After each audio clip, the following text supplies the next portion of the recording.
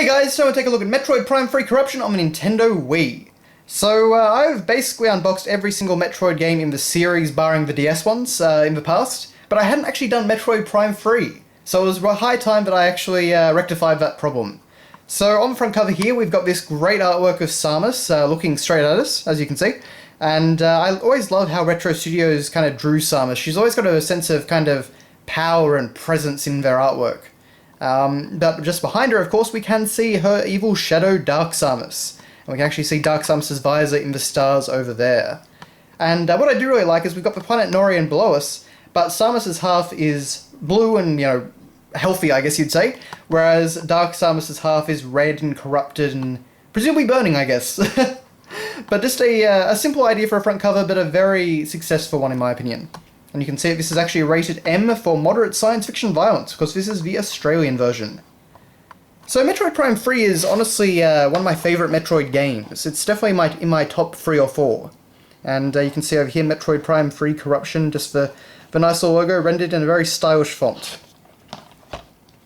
But it tried to do a lot of new things with the series, which I do really appreciate, and this is kind of the direction I was hoping the series would go in after this game. Unfortunately not, though. So you are the bounty hunter. So of course they were pushing the new motion controls, as you can see, and this was really the game that sold me on the Wii. I had the system at launch, but this was the first game that really made really impressive use of motion controls in a video game rather than something like Wii Sports, or a more traditional video game, I guess I'd say. So some great screenshots showing off the game. It certainly didn't hurt anything that the game looked amazing as well. Still one of the best games on Wii in terms of visuals, in my opinion. So the trilogy closes as corruption creeps over the universe, and into Samus Aran.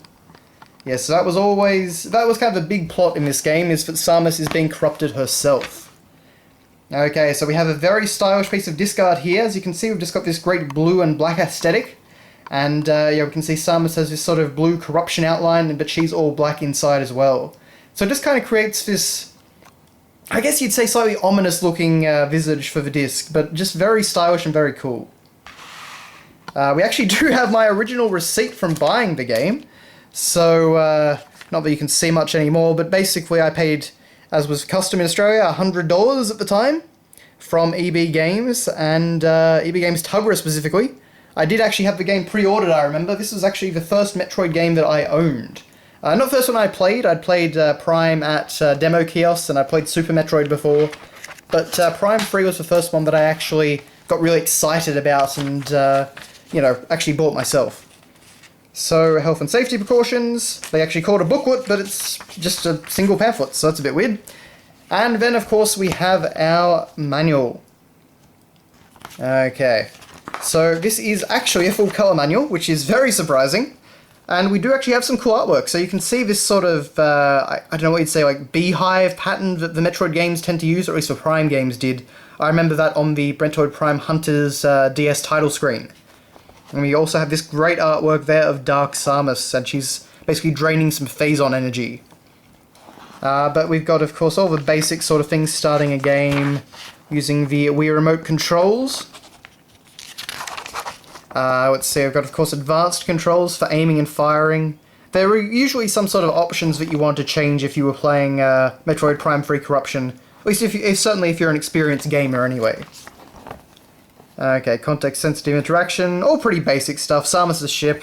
We get some more artwork of Dark Samus. Someone was really into Dark Samus, I guess, rather than normal Samus. And there we are. So then we've got some great artwork of her. That was the artwork that was used on pretty much everything.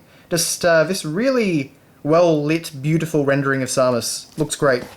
And you can see we've got Hyper Mode up there, which is a really cool function in the game. And that's about it. So not much of a manual, but it is full colour and does actually have some artwork. So for 2007 I guess this was, that's not too bad. And we actually do have this great artwork here of Samus kind of being, I guess, engulfed by this pool of Phazon, which looks pretty cool. A bit more like something from Metroid Prime 2 rather than Metroid Prime 3, but anyway. But that is your look at Metroid Prime Free Corruption on the Nintendo Wii. As I say, it's certainly a favourite of mine and a game that I recommend to absolutely everyone. And the best thing is that you can actually get the entire Metroid Prime Trilogy on the Wii U. You can download that for, I think it's like $20 or something, which is honestly a pretty good deal. So I would definitely highly recommend that. So thank you very much for watching, guys, and I'll see you next time.